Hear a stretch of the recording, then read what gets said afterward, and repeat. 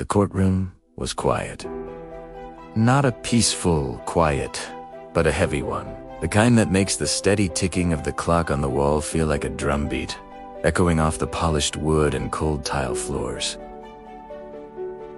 Everyone was waiting. 40 days ago, a young man had stood in this very spot, and 40 days ago, the judge had given him something rare. He had given him time, and now he was back. The judge looked at him carefully before speaking. His voice wasn't angry. He wasn't yelling. He was just observing. "Tell me," the judge began calmly, "what have you done in the last 40 days to better yourself?" The young man shifted his weight. He was chewing gum.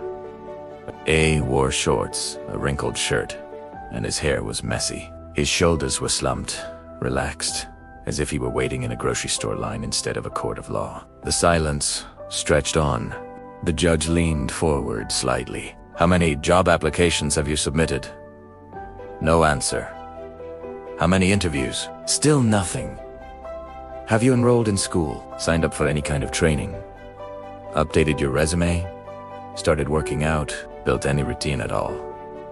The courtroom felt like it was shrinking. The young man just stood there, unresponsive. The judge took a slow, deliberate breath. "If you think this is just another lecture, I need you to listen very carefully. I'm not speaking just to waste words. I am speaking because I can already see your future." For the first time, the young man looked up, his gaze meeting the judge's. "You come in here chewing gum, you come in here dressed like this. You don't look prepared. You don't look focused. You don't look driven." The judge paused, letting the words hang in the air. "You don't look like someone who believes his own life matters."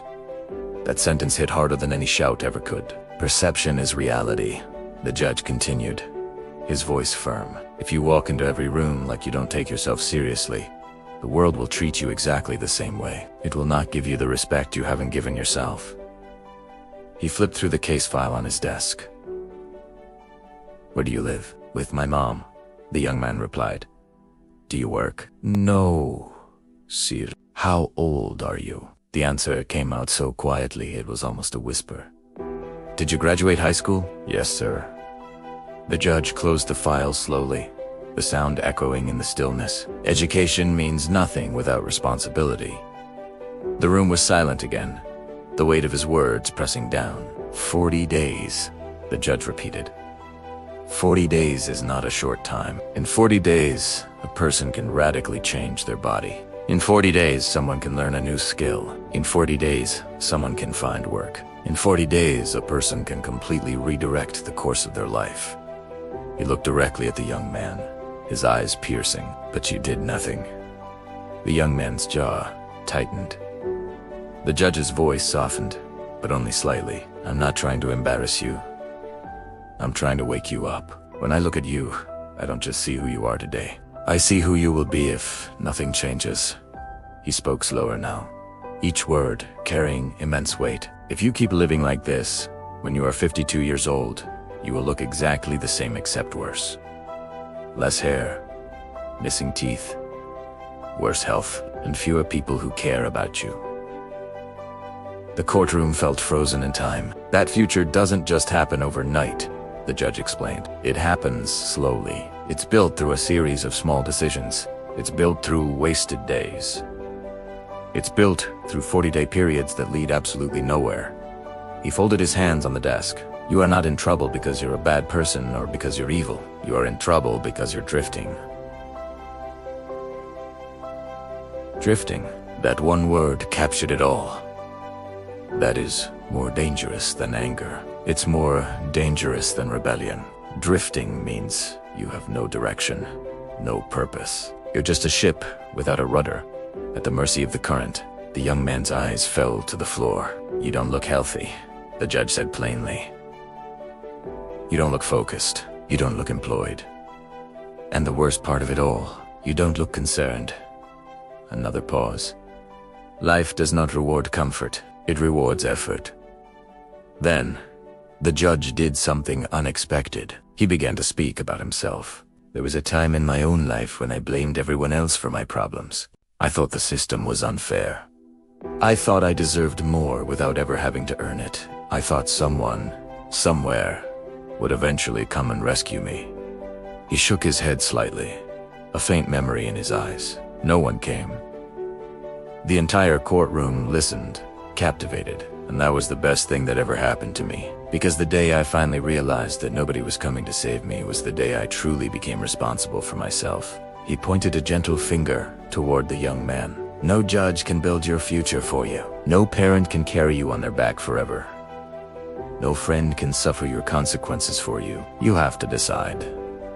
His words weren't loud, but they were heavy with truth.